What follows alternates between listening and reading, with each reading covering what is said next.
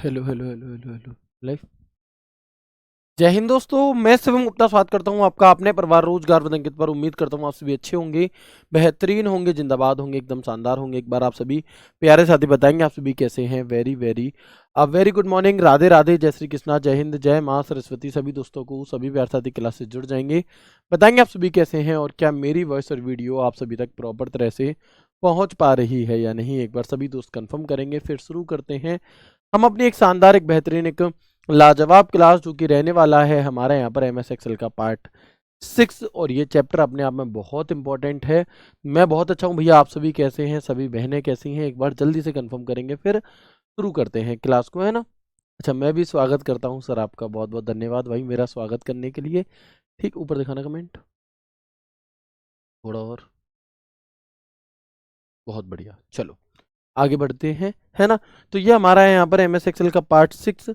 और पार्ट 6 को बहुत अच्छे तरह से समझते हुए आगे बढ़ेंगे, लेकिन इन सभी चीज़ों के साथ में आप मुझे ये बताएंगे कि आप में से कितने दोस्त ऐसे हैं जो मॉक दे रहे हैं। मॉक टेस्ट जो होता है हमारा, कितने दोस्त ऐसे हैं जिन्होंने मॉक दिया कल का, और अगर दिया तो आपका कंप्यूटर में स्कोर कितना था 10 में से, है ना। अगर आपने DP HCM AW TPO तीनों कोई सा भी दिया हो, उसमें से आपका 10 में से स्कोर क्या चल रहा है इन परसेंट। अगर नहीं दिया है, अगर आपने तैयारी जस्ट अभी शुरू करी है तो कोई दिक्कत नहीं, बट जिन दोस्तों ने दिया है उनका क्या, उनका क्या स्कोर चल रहा है ना।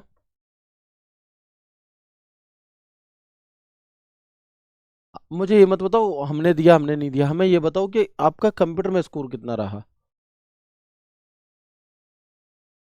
बहुत अच्छे।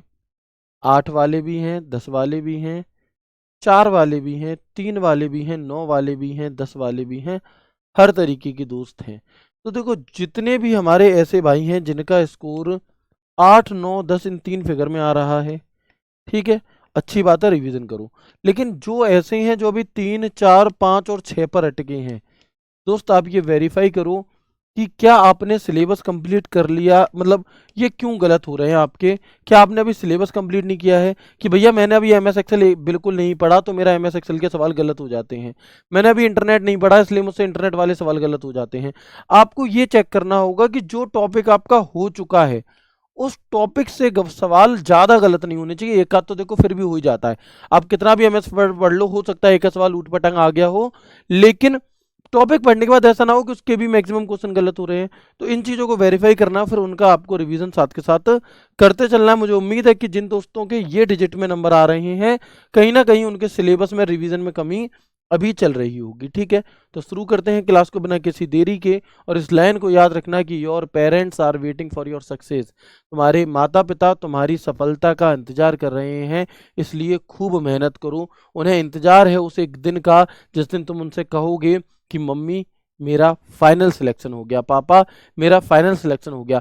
आपके फाइनल सिलेक्शन हो जाने से उनका जीवन बहुत ज्यादा नहीं सुधरेगा, है ना, वो तो आपके ऊपर निर्भर करता है कि, लेकिन फिर भी उन्हें बहुत ज्यादा खुशी होगी। तुम उन्हें अपनी सैलरी देना मत देना कोई दिक्कत नहीं है, लेकिन उस सब के बावजूद भी सबसे ज्यादा जो खुशी होगी वो उन्हीं को होगी कि मेरा बेटा या मेरी बेटी अपने पैरों पर खड़ी हो गई, जिम्मेदार हो गई, है ना। तो इस उस दिन के लिए, उस एक खुशी के पल के लिए जी तोड़ मेहनत आप लोग करिए। जितनी मेहनत आप कर रहे हैं उसकी दुगनी कर दीजिए। लेकिन मेरे भाई ये 2 महीने आने वाले तुम्हारी सफलता को निर्भर, मतलब क्या करेंगे, फाइनल करेंगे कि हाँ तुम्हें मिलने वाली है या नहीं मिलने वाली, ठीक है। तो बिल्कुल आगे बढ़ते हैं, आगे बढ़ते हैं और देखते हैं हम यहाँ पर। हमारा चल रहा था जी होम टैब, मतलब इससे पहले हम कई सारी बातें कर चुके हैं, है ना। इससे पहले हम कई सारी बातें कर चुके हैं, अपना पूरा इंट्रोडक्शन कर लिया MS वर्ड का। क्या टैग, क्या आपके रो होते हैं, कौन कौन से आपके कॉलम होते हैं, कितने होते हैं, सब चीज़ों पर बात कर ली। अब हम जो बात कर रहे हैं वो हम करेंगे यहाँ पर किस चीज़ की, है ना। तो हम देखेंगे होम मेन्यू इन MS एक्सेल। तो सबसे पहले आप मुझे बताएंगे होम टैब को ओपन करने की शॉर्टकट की क्या बताइए आपको। होम टैब को ओपन करने की जो शॉर्टकट की होती है वो मैंने आपको क्या बताई है, बताएंगे एक बार जल्दी से। होम टैब को ओपन करने की शॉर्टकट की क्या होती है। तो आप कहोगे भैया ऑल्ट बटन के साथ में यदि हम H बटन दबा देते हैं तो हमारा होम टैब ओपन हो जाता है, बिल्कुल ठीक है। अब बिल्कुल MS वर्ड की ही तरह सेम टू सेम डिट्टो, बिना किसी अंतर के, same to same MS word की ही तरह MS एक्सेल होता है और MS एक्सेल में आपको क्लिपबोर्ड ग्रुप देखने के लिए मिलता है। MS वर्ड में क्लिपबोर्ड पढ़ा है। मेरी रिक्वेस्ट रहेगी सभी दोस्तों से कि जो MS एक्सेल पढ़ रहे हैं पहले एक बार MS वर्ड को कंप्लीट कर लो, उसके बाद इसे पढ़ना, ज़्यादा अच्छे से चीज़ें क्लियर होंगी। तो आप यहाँ पर देखेंगे कि होम टैब के अंदर क्लिपबोर्ड ग्रुप है और ये वही क्लिपबोर्ड ग्रुप है सेम टू सेम जैसा हमने MS वर्ड में पढ़ा था। क्लिपबोर्ड क्या होता है जी? जो भी चीज़ आप कट या कॉपी करते हो वो कहाँ जा करके स्टोर हो जाती है? तो आप कहेंगे भैया वो हमारी क्लिपबोर्ड में जा करके स्टोर हो जाती है। और इस क्लिपबोर्ड के अंदर हमें और कौन कौन से विकल्प मिलते हैं? तो एक कैंची जैसा लोगो मिलता है, आइकन मिलता है, और इस कैंची का अर्थ होता है कट, यानी कि किसी टेक्स्ट को, किसी ऑब्जेक्ट को एक स्थान से कट कर देना।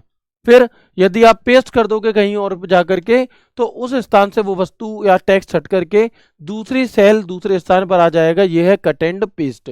मैं चाहता हूं ये वाला ऑप्शन है आपका कॉपी का, कि किसी एक टेक्स्ट, किसी एक ऑब्जेक्ट को कॉपी करके वहां पर भी बना रहे और किसी दूसरी सेल में भी पहुंच जाए, तो हम कॉपी करके उसे पेस्ट कर देंगे। और ये होता है हमारा जो ब्रश जैसा हमें दिखाई दे रहा है, इसे हम कहते हैं फॉर्मेट प्रिंटर। और फॉर्मेट प्रिंटर क्या काम करेगा कि किसी एक सेल के कंटेंट को, किसी एक सेल की फॉर्मेट को किसी दूसरे सेल में अप्लाई करने के लिए हम यहाँ पर फॉर्मेट प्रिंटर का प्रयोग करते हैं। किसका? फॉर्मेट पेंटर का प्रयोग करते हैं। तो क्या ये चारों चीजों के बारे में बताना जरूरी है आपको या नहीं बताएंगे?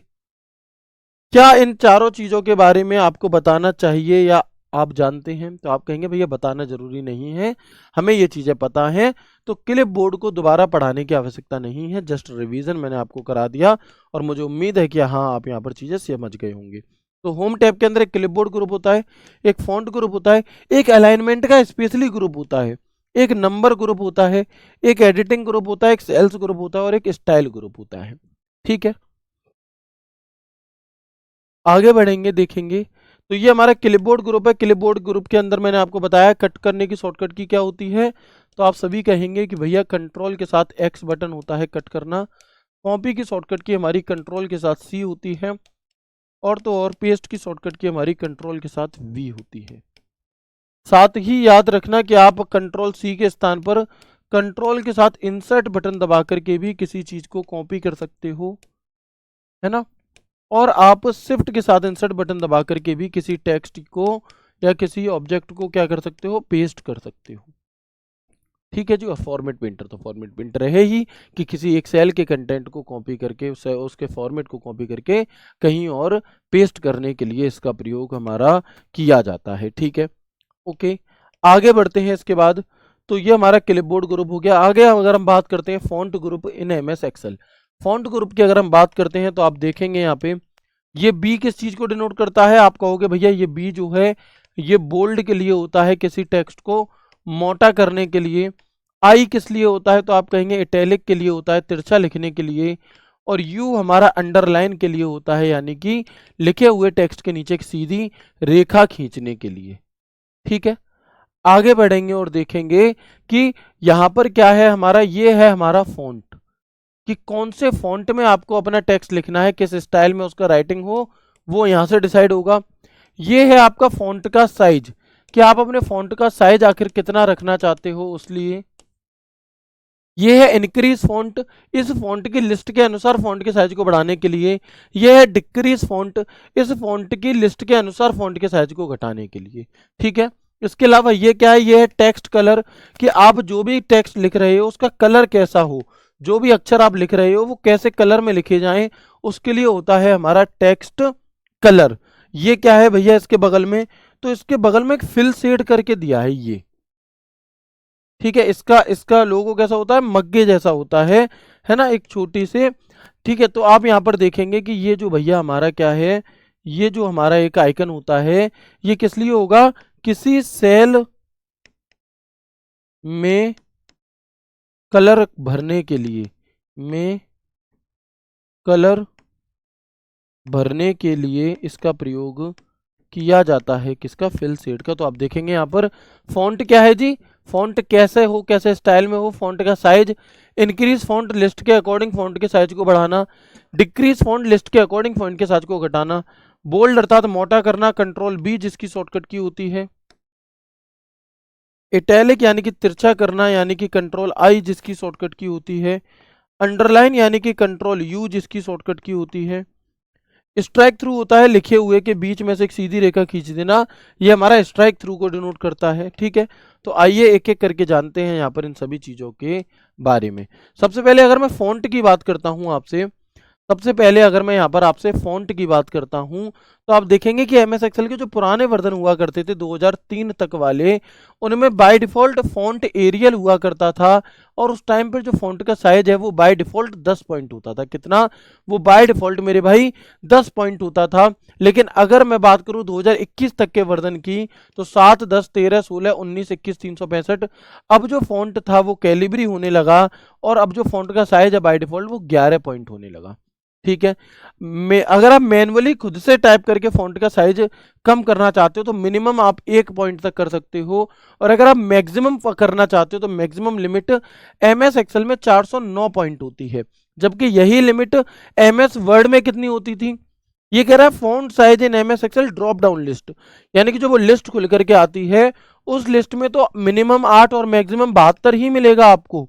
लेकिन अगर मैं आपसे बात करूं कि मैनुअली मैं खुद से टाइप करके चेंज करना चाहता हूं तो मिनिमम 1 और मैक्सिमम 409 पॉइंट। कमेंट दिखाओ, है ना। अगर मैं आपसे कहूं कि आप मुझे ये बताएं कि एमएस वर्ड में ये मैक्सिमम लिमिट हमारी कितनी होती थी, तो आप क्या कहेंगे, है ना। तो आप क्या कहेंगे? भैया 1632 गलत बता रहे हो दोस्त, 255 भी गलत बता रहे हैं।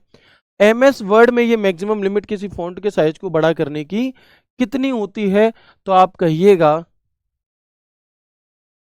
कंट्रोल शिफ्ट में अंतर बता दो। कोई अंतर नहीं है, कंट्रोल कंट्रोल है, शिफ्ट शिफ्ट है। ठीक है ना, दोनों का अलग काम है, इसमें कोई आप ऐसे नहीं कर सकते। ठीक है ना। चलो, एक का आंसर नहीं आ रहा, फिर आप लोग सिलेक्शन की उम्मीद करते हो, कैसे कर लोगे भाई? सेम बता रहे हैं, 500 बता रहे हैं, जो मन में तुक्का बता देते हैं, क्या ही दिक्कत है? दिक्कत मुझे कुछ भी नहीं है, दिक्कत आपको होगी जब आप एग्जाम हॉल में बैठ करके सवाल नहीं बना पाओगे। दोस्त रिवीजन करो साथ के साथ। 1638 एमएस वर्ड में क्या होता है? एमएस वर्ड में भी जो ड्रॉप डाउन लिस्ट है वो तो 8 से 72 ही रहती है, लेकिन अगर मैं मैनुअली चेंज करना चाहूँ तो मिनिमम 1 और मैक्सिमम जो मेरे फॉन्ट का साइज है वो 1638 तक हो सकता है। कितना? 1638 तक हो सकता है। ठीक है जी। इसके अलावा एमएस वर्ड में तो कंट्रोल 1 शॉर्टकट की सिंगल लाइन स्पेसिंग के लिए होती है, कंट्रोल 2 डबल लाइन स्पेसिंग के लिए होती है। लेकिन एमएस एक्सेल में, ओनली एमएस एक्सेल में ध्यान देंगे कि एमएस एक्सेल में जो बोल्ड है जिसका लोगो बी होता है, आप कंट्रोल बी से भी कर सकते हो और कंट्रोल 2 से भी बोल्ड कर सकते हो। एमएस एक्सेल में, एमएस एक्सेल में आप कंट्रोल 2 से भी बोल्ड कर सकते हो। अगर मैं एमएस एक्सेल में बात करूं इटैलिक करने की, तो कंट्रोल आई तो होती ही होती है, साथ में आप कंट्रोल 3 बटन दबा करके भी इटैलिक कर सकते हो। क्या?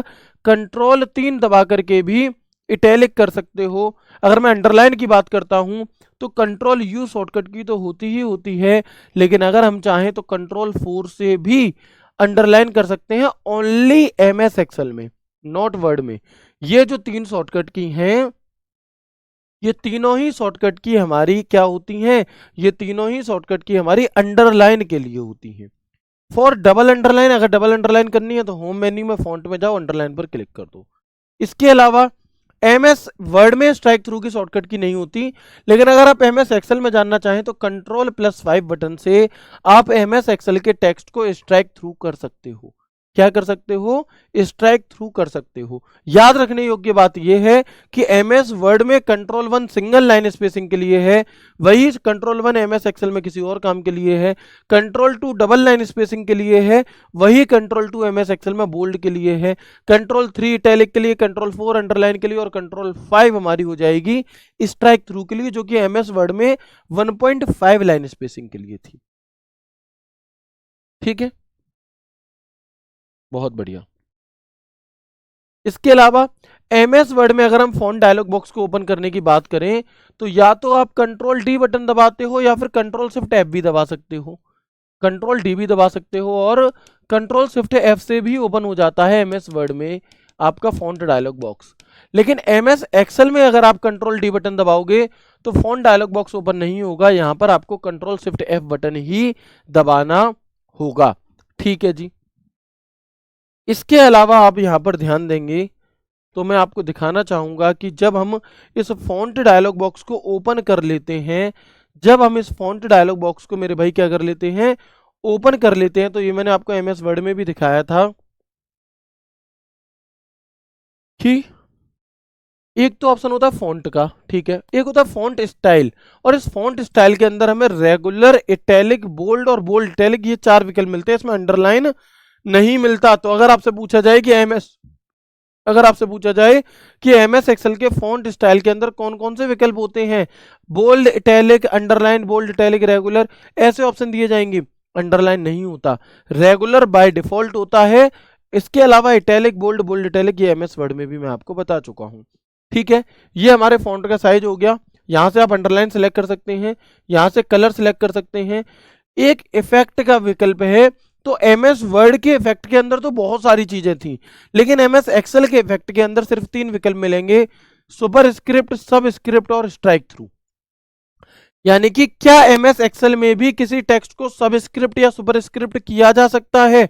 तो हम कहेंगे जी हाँ भैया, बिल्कुल किया जा सकता है, लेकिन कहां पर? फॉन्ट डायलॉग बॉक्स के अंदर आकर के इफेक्ट के अंदर आपको ये दोनों विकल्प देखने के लिए मिल रहे होते हैं, ठीक है ना।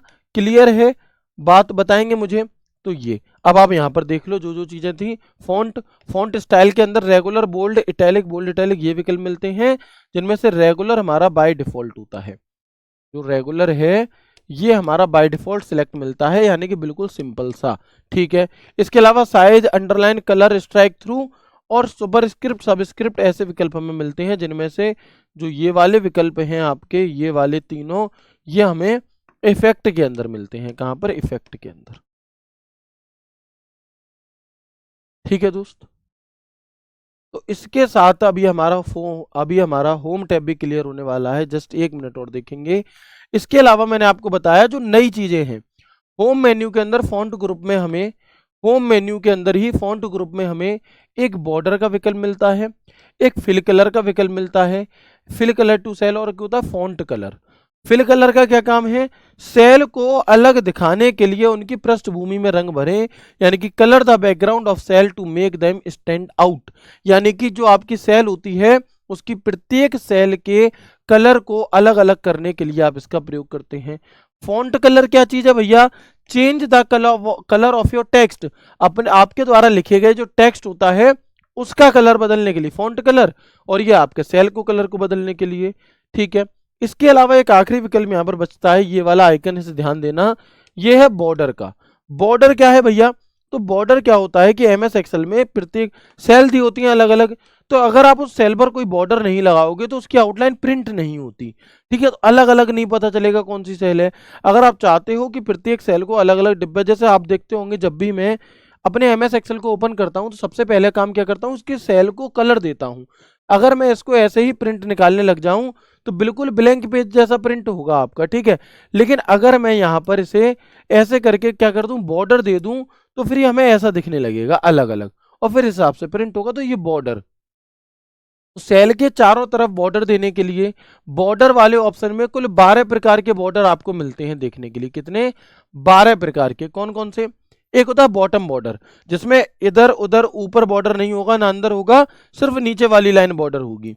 एक होता है टॉप बॉर्डर, जिसमें सिर्फ ऊपर वाली लाइन बॉर्डर होगी, इधर उधर अंदर कहीं भी नहीं होगा। एक होता है लेफ्ट बॉर्डर, एक होता है राइट बॉर्डर, एक होता है नो बॉर्डर, मतलब कोई बॉर्डर चाहिए ही नहीं। एक होता है ऑल बॉर्डर, जिसका प्रयोग मैं करता हूं, जिसमें अंदर बाहर सब तरफ आपके क्या होते हैं, बॉर्डर हो जाते हैं। एक होता है आउटसाइड बॉर्डर। आउटसाइड बॉर्डर मतलब सिर्फ ऐसे अंदर की तरफ वाली जो लाइनें हैं उनमें बॉर्डर नहीं होगा, सिर्फ चारों तरफ हो जाएगा। एक होता है थिक आउटसाइड बॉर्डर, है ना। याद रखना कि मिडिल बॉर्डर जैसा कुछ भी नहीं होता एमएस एक्सेल में, मिडिल बॉर्डर जैसा कुछ भी नहीं होता हमारा, ठीक है ना दोस्त। बिल्कुल। तो ये हमारा यहां पर हो जाता है होम टैब क्लियर। एक बार आप होम टैब का आपका क्लिपबोर्ड ग्रुप क्लियर, और साथ ही साथ हमारा होम टैब का फॉन्ट ग्रुप क्लियर। तो आप मुझे ये बता दीजिए कि क्या यहाँ तक की बातचीत आपको क्लियर है और किसी भी प्रकार की कोई दिक्कत परेशानी समस्या तो नहीं है, क्योंकि हमने आज कुछ भी नया नहीं पढ़ा, सिर्फ और सिर्फ एक सेल का कलर, जैसे ये सेल है वाइट है, इस सेल के कलर को पीला कर दिया, इसके अंदर लिखे हुए टेक्स्ट को लाल कर देंगे। ये हमने 2 चीजें और बॉर्डर, ये 3 चीजें नहीं पढ़ी हैं, इसके अलावा कुछ भी नहीं। तो एक बार आप सभी से मुझे यस चाहिए एक तरफ से, बताओ।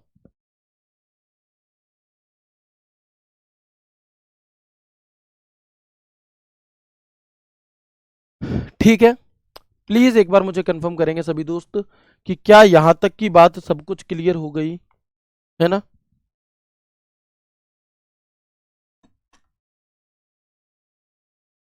Very good.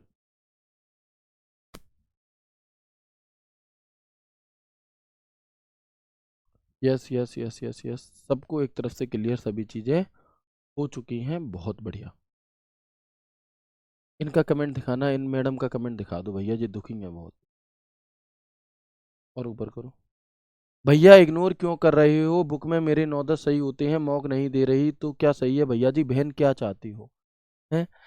बहन मेरी क्या चाहती हूँ मैं स्पेशली आकर के आपसे बात करूं? नहीं कर सकते ना, कि लाइव क्लास में आप कह रहे हो इग्नोर क्यों कर रहे हो? इस कमेंट का कोई मतलब है? आप खुद से पूछिए इस बात को। अच्छी बातें आते हैं, ये बात आप मुझसे टेलीग्राम डाउट ग्रुप में पूछो, मैं वहां पर रिप्लाई करूंगा। लाइव क्लास में मैं इस बात का रिप्लाई कैसे कर दूं? स्पेसिफिक हजारों बच्चों में से एक बच्चे को कैसे जवाब दे दूं, जबकि वो डाउट डाउट है ही नहीं? ऐसी बातें टेलीग्राम ग्रुप में, वहां पर डाउट में पूछा करो, वहां मैं आपको स्पेशली बताऊंगा बहन, ठीक है? प्लीज ऐसे इग्नोर क्यों कर रहे हो, ये टोंट मत मारा करो, ठीक है ना, है ना? चलो आगे बढ़ते हैं, ठीक है ना? चलिए, तो ये सभी चीजें हमें क्लियर हो चुकी है। एसी चला दो। क्लियर है ना? एक बार प्लीज फिर से कंफर्म कर देंगे भैया सभी दोस्तों को, सब चीजें क्लियर है? हमने कुछ भी यहाँ पर नया पढ़ा ही नहीं है। अब हम आगे बात करते हैं, इसके अंदर एक जो नया टैब होता है, ठीक है दोस्त, ऑलरेडी धीरे धीरे है जो ये कह रहे हैं, जो ये कह रहे हैं ना 1-2% भाई, ये कह रहे हैं कि सर थोड़ा स्लो पढ़ाओ। भाई क्या चीज स्लो पढ़ाऊं, मुझे ये बता दो। क्या तुमने कट आज पहली बार पढ़ा है? क्या तुमने कॉपी आज पहली बार पढ़ा है? क्या तुमने पेस्ट आज पहली बार पढ़ा है? अगर हाँ तो गलत बात है, मैं चीख चीख करके आपसे कह रहा हूं कि पहले आप MS वर्ड को कंप्लीट कर लो, उसके बाद आप इसे पढ़ना, है ना? पहले आप MS वर्ड को पढ़ लो, उसके बाद आप इसे पढ़ना, ठीक है ना? लेकिन अगर आप पढ़ चुके हो MS वर्ड को, उसके बाद भी आपको ये स्लो पढ़ना है, तो दोस्त दिक्कत है फिर, है ना? फिर दिक्कत है, फिर आपका सिलेक्शन 26 में मुश्किल है। फिर आपको इतना स्लो चलोगे तो कैसे काम चलेगा? जो चीज हम ऑलरेडी पढ़ चुके हैं, उन चीजों को दोबारा नहीं पढ़ना, मतलब दोबारा उतना ज्यादा समय थोड़ी ना देंगे हम, ठीक है? चलो आगे बढ़ते हैं। ऑलरेडी हम हर चीज को स्लोली स्लोली बहुत आराम आराम से लेकर के चल रहे हैं। ऐसी कोई चीज है ही नहीं कि बहुत कठिन मैंने आपको कोई मैथ का सवाल बता दिया जो समझ में ना आया हो। मैं कह रहा हूँ बॉर्डर का प्रयोग बॉर्डर करने के लिए होगा। अब तुम्हें ये भी अगर बहुत स्लो पढ़ना है तो कैसे काम चलेगा बताओ? आगे बढ़ते हैं। एक होता है हमारा अलाइनमेंट ग्रुप, ठीक है? एक होता है मेरे भाई हमारा कौन सा? Alignment group. अलाइनमेंट ग्रुप का काम क्या है? तो आप देखेंगे अलाइनमेंट ग्रुप का काम क्या है। अलाइनमेंट ग्रुप कमांड कहाँ मौजूद होता है? तो सबसे पहले तो याद रखना MS वर्ड में तो होता ही नहीं है, MS एक्सेल के होम मेन्यू में हमें अलाइनमेंट ग्रुप देखने के लिए मिलता है। बहुत इंपॉर्टेंट, बहुत काम की चीजें हैं, है ना? बहुत इंपॉर्टेंट और बहुत काम की चीजें हैं, ध्यान से देखिएगा इसे। तो आप देखेंगे कि अलाइनमेंट ग्रुप के अंदर कौन कौन से विकल्प हमें देखने के लिए मिलते हैं। तो आप कहोगे एक तो अलाइनमेंट ही मिलता है, ठीक है? एक टेक्स्ट ओरिएंटेशन देखने के लिए मिलता है, टेक्स्ट ओरिएंटेशन। एक डिक्रीज इंडेंट देखने के लिए मिलता है, एक इंक्रीज इंडेंट देखने के लिए मिलता है, एक रैप टेक्स्ट देखने के लिए मिलता है, और एक मर्ज एंड सेंटर देखने के लिए मिलता है। तो ये कुछ आपको ऑप्शन है, ये कुछ ऐसे टूल्स हैं जो हमें हमारे MS एक्सेल में देखने के लिए मिल रहे होते हैं। कौन कौन से? ये जो 6 दिखाई दे रहे हैं, ये 6 अलाइनमेंट हैं। ये जो 6 दिखाई दे रहे हैं, ये 6 अलाइनमेंट हैं हमारे, ठीक है? ये जो A और B के साथ एरो दिखाई दे रहा है, इसे हम टेक्स्ट ओरिएंटेशन कहते हैं। इसे हम क्या कहते हैं मेरे भाई? इसे हम टेक्स्ट ओरिएंटेशन कहते हैं, ठीक है? इसके अलावा ये डिक्रीज इंडेंट, ये इंक्रीज इंडेंट, ये रैप टेक्स्ट और ये मर्ज एंड सेंटर। अभी बस जस्ट इनसे पहचान कराई है मैंने। अभी ये बिल्कुल उसी रिश्तेदार के बच्चे की तरह है जो तुम्हारे यहाँ पहली पहली बार आया है, और बस मम्मी ने कह दिया ये भी तुम्हारा भाई है, लेकिन अभी तुम्हारी उससे एकदम जान पहचान नहीं हुई है, तो तुम्हें लग रहा होगा है पता नहीं क्या ही है, ये क्या है। लेकिन अभी 2 मिनट बाद जब मैं इनसे तुम्हारी जान पहचान कराऊंगा, इनका काम इनकी करतूत है, तो मैं बताऊंगा, फिर तुम कहोगे ओहो ये तो मेरे ही जैसे हैं।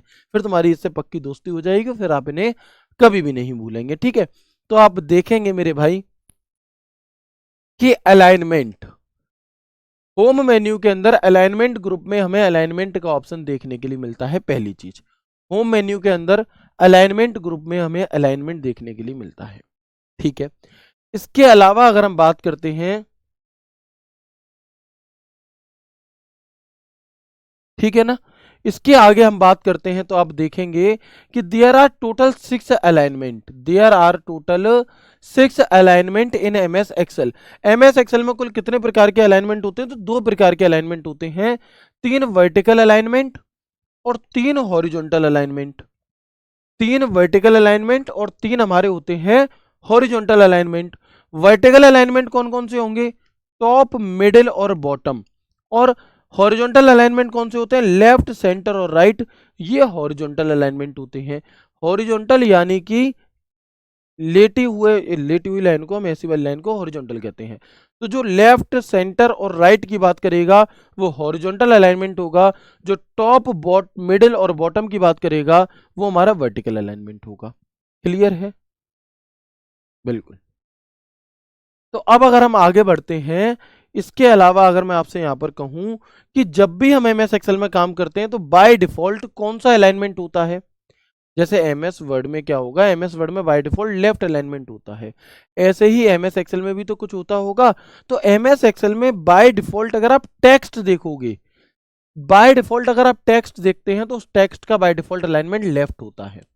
लेकिन अगर आप एमएस एक्सेल में बाय डिफॉल्ट नंबर देखते हैं तो नंबर का अलाइनमेंट राइट होता है। कौन सा? राइट अलाइनमेंट होता है।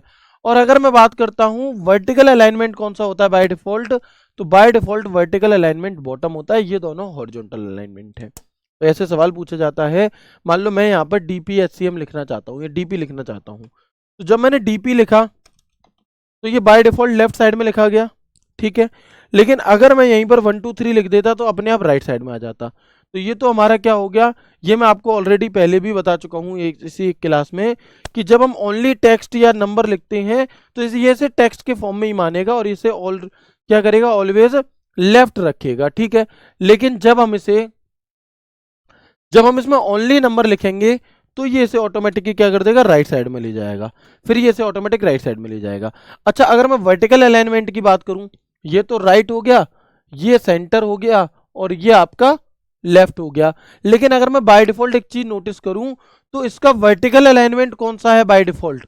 तो आप कहोगे भैया इसका जो वर्टिकल अलाइनमेंट है बाय डिफॉल्ट वो बॉटम है। हम चाहें तो इसे मिडल में भी रख सकते हैं, हम चाहें तो इसे टॉप में भी रख सकते हैं। देखो, ठीक है, आप ऊपर भी रख सकते हो। ये इसलिए इसमें 6 प्रकार के अलाइनमेंट होते हैं, टॉप, मिडिल और बॉटम। अगर बीचों बीच में रखना है तो ये अब इस वाले पर कौन सा अलाइनमेंट लगा हुआ है? वर्टिकल और हॉरिजॉन्टल अगर मैं दोनों की बात करूं तो इसमें कौन सा अलाइनमेंट लगा हुआ है? तो हम क्या कहेंगे?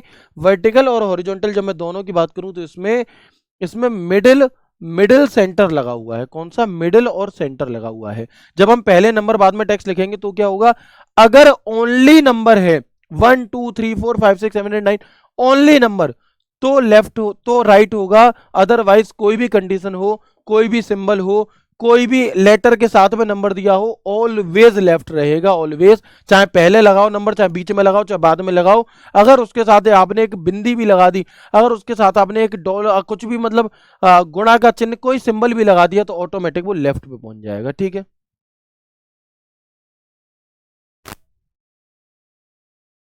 ठीक है जी, क्लियर? जैसे मैंने यहां लिखा, मान लो अब ये क्या है हमारा बाय डिफॉल्ट, इस वाले में लिखते हैं, इसमें हमने दे दिया है ऑटोमेटिक लेफ्ट है ना? कुछ भी कर लो ऑटोमेटिक लेफ्ट ही रहेगा, इस बात को याद रखेंगे। और बाय डिफॉल्ट बॉटम है। अच्छा, अभी तक ऐसा सवाल पूछा नहीं गया है, लेकिन अगर इन फ्यूचर ऐसा सवाल पूछ लिया जाए तो आपको दिमाग में रखना चाहिए कि हाँ, ऐसा भी सवाल बन सकता है क्या कि दिए गए चित्र का अध्ययन करें व बताएं कि A1 B1 A2 B2 cell में लिखे कंटेंट किस अलाइनमेंट में लिखे गए हैं। ऐसा सवाल कभी नहीं पूछा गया अभी तक, लेकिन अगर इन फ्यूचर ऐसा पूछा जाए कि नीचे दिए गए एमएस एक्सेल के चित्र का अध्ययन करें और बताएं, नीचे दिए गए एमएस एक्सेल के चित्र का अध्ययन करें और बताएं कि उसकी सेल A1 में कौन से अलाइनमेंट का प्रयोग किया गया है, तो आप क्या करोगे? अब जैसे ये वाला है, इसमें लिखा है attack your goals like your life depends on it. अपने अपने लक्ष्य पर इस प्रकार प्रहार करो जैसे तुम्हारी जिंदगी, तुम्हारा जीवन उस पर निर्भर है। ठीक है, तो हम क्या कहेंगे, ये कौन सा है जी, इसमें लेफ्ट से बिल्कुल चिपक के बात चल रही है, तो एक तो लेफ्ट अलाइनमेंट हो गया, है ना, एक तो मेरे भाई कौन सा हो गया, लेफ्ट अलाइनमेंट हो गया, और ऊपर नीचे बीच में, तो भैया बीच में है तो ये लॉ लेफ्ट मिडिल हो गया, कौन सा हो गया, ये हमारा लेफ्ट मिडिल हो गया इस वाले में।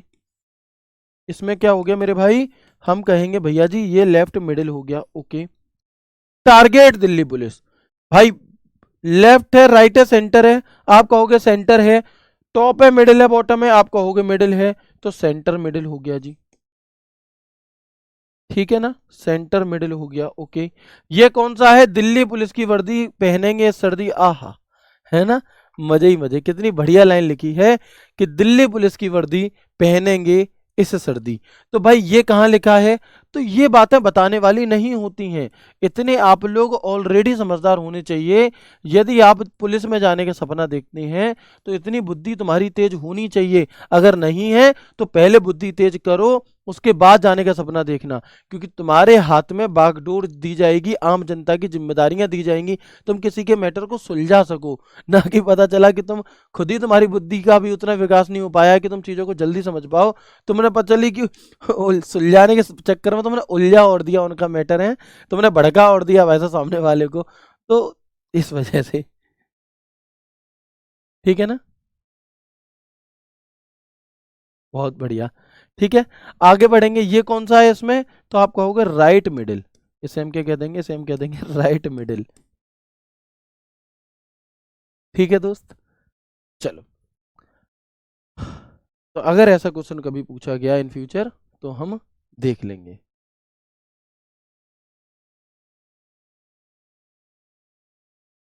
चलो आगे बढ़ते हैं, आगे बढ़ेंगे, यहाँ तक बात क्लियर हो गई, एक बार यस करके कंफर्म कर दो। चलो, मैं बार बार यस करके कंफर्म करवा के पूछता हूँ, हाँ समझ में आया, आया आया आया, चलो, ठीक है ना,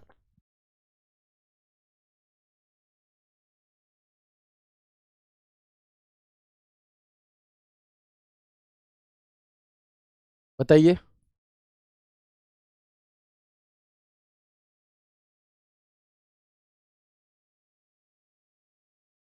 ये आ गया तो मजे मजे, मैं कह रहा हूँ कंप्यूटर में कुछ भी आ जाएगा ना, आपके मजे ही मजे होंगे, बस शर्ते आप चीज़ों को ध्यान से समझ लो, और प्लीज़ जैसे जैसे मैं करा रहा हूँ सिर्फ आप वैसे वैसे करते रहिए, है ना। आप बिना मतलब के कमेंट करना, कोई भी बात तुम्हें मुझ तक पहुंचानी है, टेलीग्राम डाउट ग्रुप में पहुंचाओ दोस्त, यहाँ पर तुम पूरे 1 घंटे एक ही मैसेज को कॉपी पेस्ट करते रहोगे, इतना समझदार आपको स्वयं होना चाहिए कि मैं यहाँ पर खड़े होकर के सबके कमेंट नहीं पढ़ सकता, दिखते सबके हैं लेकिन नहीं पढ़ सकता, इतनी बुद्धि होनी चाहिए आपके पास, है ना। तो जब है तो उसका सही प्रयोग करो ना, 1 घंटा क्यों आप बर्बाद करो, आपका पूरा ही ध्यान copy paste copy paste copy paste copy paste करने में लगा रहेगा, तुम सीखोगे क्या। ठीक है, चलो, क्लियर, आगे बढ़ते हैं जी। इसके अलावा एक विकल्प होता है टेक्स्ट ओरिएंटेशन का। अच्छा, ये अभी तक तो आपने पेज ओरिएंटेशन पढ़ा था, ये टेक्स्ट ओरिएंटेशन क्या बला है भैया, तो ये बहुत ही खूबसूरत बला है, इसे समझेंगे कि टेक्स्ट ओरिएंटेशन, मैं अभी फिर प्रैक्टिकल भी एक साथ करके दिखा दूंगा सभी चीजों का। टेक्स्ट ओरिएंटेशन का विकल्प हमें मिलता है कहाँ पर है, आप कहेंगे कि भैया होम मेन्यू के अलाइनमेंट ग्रुप के अंदर हमें टेक्स्ट ओरिएंटेशन का विकल्प देखने के लिए मिलता है, कहाँ पर, हम कहेंगे मेरे दोस्त कि होम मेन्यू के अंदर अलाइनमेंट ग्रुप में टेक्स्ट ओरिएंटेशन का विकल्प आपको देखने के लिए मिल रहा होता है। ठीक है, बहुत बढ़िया। तो आप देखोगे कि अपने टेक्स्ट को तिरछे या लंबवत घुमाएं, यह किसी संकीर्ण कॉलम को लेबल करने का एक शानदार तरीका है। Rotate your text diagonally and vertically, this is great way to label a narrow column. मतलब ये कौन सी भाषा कह दी इसने, समझो, देखो होता क्या है, जैसे मान लो ये हमारी अलग अलग सेल है, इसमें हमने कोई भी डिटेल लिख रखी है, मैं चाहता हूं कि ये वाली सेल मर्ज रहे, और इसमें मान लो मैं दिल्ली लिख रहा हूं तो दिल्ली ऐसे लिखा जाए। तो ऐसे टेक्स्ट को लिखने के लिए हम किसका प्रयोग करेंगे, ऐसे टेक्स्ट को लिखने के लिए हम यहाँ पर ऐसे टेक्स्ट को लिखने के लिए हम किसका प्रयोग करते हैं? टेक्स्ट ओरिएंटेशन का प्रयोग करते हैं। इसके अंदर कई अलग अलग विकल्प होते हैं, यानी कि लोगो ध्यान देना, यानी कि लोगों पर ध्यान देना। ये बहन फोटो लगा देंगी जो पीडीएफ बनाती हैं वो वाली, ध्यान देंगे। देखो यहाँ पर लिखा है ए बी, तीर दिया है एंगल काउंटर क्लॉकवाइज। क्या लिखा है? Angle counter clockwise. A B angle clockwise, ऊपर की तरफ भैया ऐसे करके सुई घूमती है तो एंटी क्लॉकवाइज कहते हैं, ठीक है ना। एंगल काउंटर क्लॉकवाइज, और जब ऐसे घूमती है तो क्लॉकवाइज कहते हैं, ठीक है। ये हो गया वर्टिकल टेक्स्ट, ये हो गया रोटेट टेक्स्ट अप, ये हो गया रोटेट टेक्स्ट डाउन, ठीक है।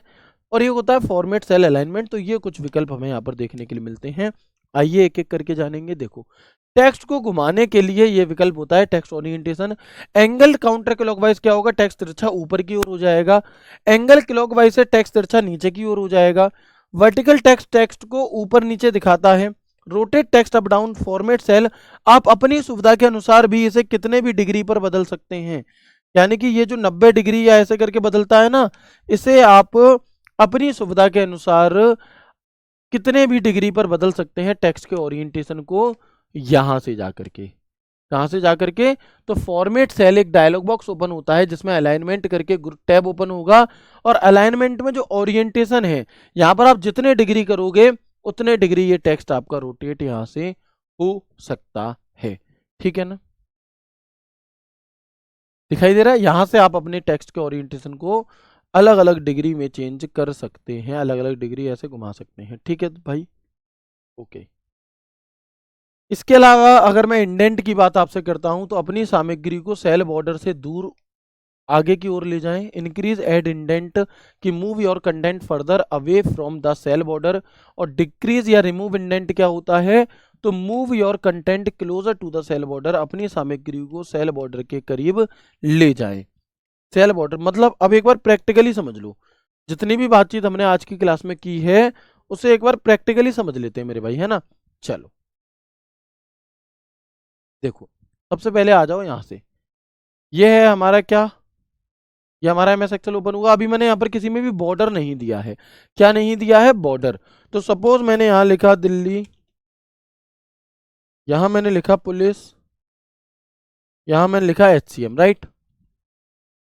अब जब मैं कंट्रोल पी बटन दबाता हूं तो अब देखिएगा कि जब मैं इसका प्रिंट निकालने जाऊंगा तो क्योंकि अभी हमने बॉर्डर नहीं दिया तो ये दिल्ली पुलिस एचसीएम एक ब्लैंक पेज पर ऐसे दिखाई देगा, है ना। ये एक ब्लैंक पेज पर कुछ इस प्रकार से हमें दिखाई देगा, अलग अलग, ठीक है। लेकिन जब मैं इसमें बॉर्डर लगा दूंगा, बॉर्डर, अब बॉर्डर भी अलग अलग तरीके के थे। मैंने यहां लगाया राइट बॉर्डर मान लो, ठीक है। यहां मैंने लगाया कौन सा? राइट बॉर्डर, सिर्फ एक में, इसमें इसमें मैं लगा रहा हूं मान लो थिक आउटसाइड बॉर्डर, ठीक है, पतला आउटसाइड बॉर्डर। इधर मैंने लगाया कौन सा? इधर मैंने लगाया मान लो आउटसाइड बॉर्डर, ठीक है। या इधर मैं लगा देता हूं, चलो एक तरफ से क्या, टॉप बॉर्डर, ठीक है, ओके। अब जब मैं इसका प्रिंट निकालूंगा तो अब आप देखोगे यहां पर कि अब जो ये बॉर्डर है वो कैसे दिखाई दे रहे हैं। इसमें आउटसाइड हो गया चारों तरफ, ये सिर्फ राइट साइड में आया, यहां सिर्फ टॉप में आया। तो ये बॉर्डर के लिए होता है। सब में लगाना है तो सबको सिलेक्ट करके और यहां से ऑल बॉर्डर कर दो, सब में लग जाएगा, ठीक है ना। यहां से ऑल बॉर्डर कर दो, सब में लग जाएगा, ठीक है। इसके अलावा अगर मुझे इस दिल्ली वाले में क्लिक करना है, कलर, कलर हो गया, टेक्स्ट का कलर बदलना है, टेक्स्ट का कलर बदल गया, बोल्ड करना है, इटैलिक करना है, अंडरलाइन करना है, ठीक है। इंक्रीज फॉन्ट डिक्रीज फॉन्ट हो गया हमारा। अब इसी फॉर्मेट को सेम टू सेम, इसी फॉर्मेट को मुझे इस एचसीएम वाले में रखना है। अब या तो मैं यहां पर आकर के फिर से कलर करूं, या पहले मैं जिसका फॉर्मेट कॉपी करना है उसे सिलेक्ट करूंगा, फॉर्मेट पेंटर पर जाऊंगा, जिसमें अप्लाई करना है उस पर क्लिक कर दूंगा, जिसमें अप्लाई करना है उस पर क्लिक कर दूंगा। तो ये फॉर्मेट कॉपी होकर अपने आप क्या होता चला गया? हमारा पेस्ट होता चला गया। अगर मैं इस दिल्ली को यहां से हटा करके और यहां लाना चाहता हूं तो यहां कर्सर रखा, यहां से कट कर दिया, यहां कर्सर रखा, पेस्ट कर दिया, ये दिल्ली उठ करके यहां आ गया। अगर मैं इस एचसीएम को यहां से हटा करके यहां लाना चाहता हूं तो यहां से सिलेक्ट करके इसे कट करूंगा, यहां ला करके इसे पेस्ट कर दूंगा, वहां पहुंच गया। अगर मैं इस दिल्ली पुलिस एचसीएम को कॉपी करके सेम टू सेम को इसके नीचे लाना चाहता हूं तो यहां क्लिक करूंगा, पेस्ट कर दूंगा, Delhi police HCM. Cut copy paste format printer, चारों ही चीजें बता दी। Cut copy paste format printer, चारों चीजें बता दी। बोल्ड इटैलिक अंडरलाइन, फॉन्ट का साइज, फॉन्ट का कौन सा टाइप होना चाहिए फॉन्ट का, है ना, साइज वगैरह ये सब चीजें मैंने आपको बता दी। ओके, इसके अलावा अगर मैं इसके अलाइनमेंट को सेट करने लग जाऊं, अगर मैं इनके अलाइनमेंट को सेट करूं तो आप देखेंगे देखेंगे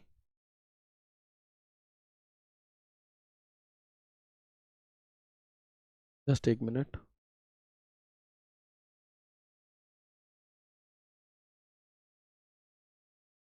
ठीक है, ये वाला भी हमने बड़ा कर दिया और इस वाले को भी बड़ा कर दिया। अब मैं इन दोनों को सिलेक्ट कर ले रहा हूं, ठीक है, centre alignment, middle alignment, top, जैसे भी करना है 6 प्रकार के ये आपके अलाइनमेंट यहाँ से सेट हो जाएंगे, ठीक है। इसके अलावा मान लो मैंने राइट बॉटम लगाया, राइट मिडिल लगाया मान लो, ठीक है। अब जो इंक्रीज इंडेंट था इसका क्या काम है, इंक्रीज इंडेंट का काम क्या है, तो आप देखेंगे कि भैया अगर मैं इंक्रीज इंडेंट करूंगा, मान लो मेरी जो सेल है वो बड़ी है थोड़ी, कैसी है, बड़ी है, ठीक है।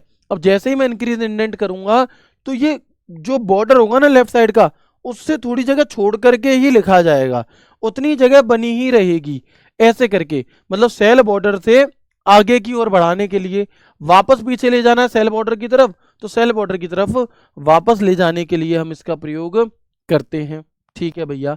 इसके अलावा एक और आखिरी विकल्प यहाँ पर बचा हमारा, जिसका नाम है आपका कौन सा, जिसका नाम है टेक्स्ट ओरिएंटेशन।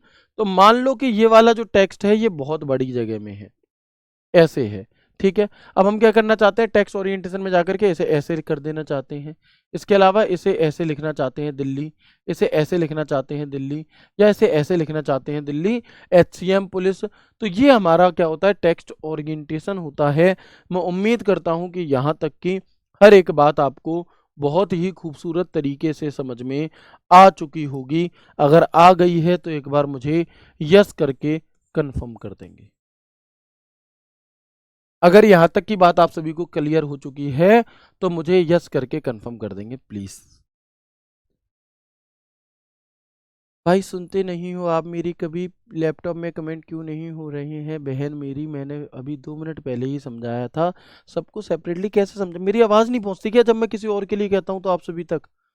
मैंने अभी एक दूसरी बहन से ये कहा कि प्लीज़ कोई भी ऐसे कमेंट हो आप डाउट टेलीग्राम डाउट ग्रुप में पूछो, लेकिन नहीं, मुझे किसी से क्या मतलब, मैं तो अपना कमेंट अलग करूंगी क्यों, आपके कमेंट मुझ तक आते हैं, ठीक है। चलो क्लियर सब कुछ, कोई दिक्कत नहीं है, विद प्रैक्टिकल भी हमने यहाँ पर समझ लिया। आगे बढ़ सकते हैं थोड़ा सा और, थोड़ा और आगे बढ़ेंगे तो एक विकल्प होता है यहाँ पर रैप टेक्स्ट का, एक विकल्प होता है मेरे भाई कौन सा, रैप टेक्स्ट। मैं आपको उसका लोगो दिखाना चाहूंगा, पहले इनके आइकन जरूर याद रखने हैं, इनके आइकन से क्वेश्चन पूछा जा सकता है, इनके इनके आइकन से क्या है, उनके इनके आइकन से क्वेश्चन पूछा जा सकता है कि ए बी और ये सी दिया गया है, ऐसा आइकन है, अगर आपको दिखाई दे रहा हो ए बी और ये सी, ऐसा आइकन है, इसका क्या होगा,